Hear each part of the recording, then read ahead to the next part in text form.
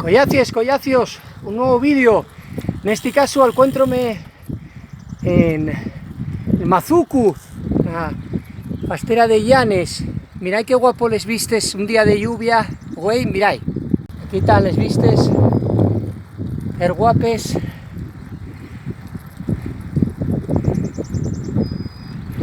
A subir al alto del torno. Mirad qué guapo.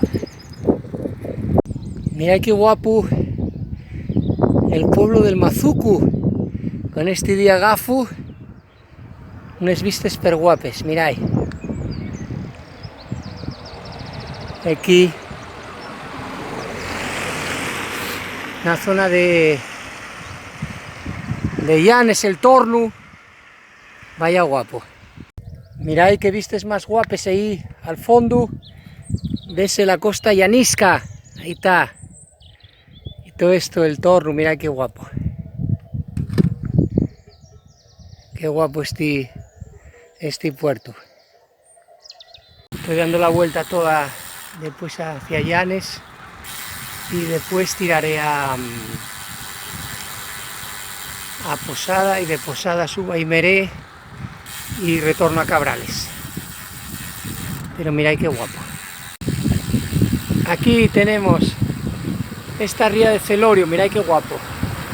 Esta zona de Perequí, esta ría de Celorio, mirad qué espectacular.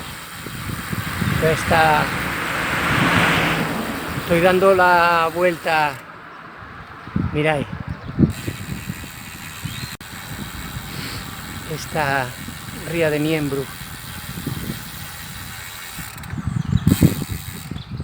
Collacies, qué mejor manera de despedirse de esta ruta guapa de güey. Bueno, con estos vistes tan guapes. Ahí tenéis todo lo que llevo. Iba a ser a las arenas de Cabrales, miráis por ahí la carretera y todo eso, per guapo. Bueno, fallaré que os prestará la ruta de güey. Estáis oyentes a las mías redes que voy a ir expulsando más cosuques. Talleu.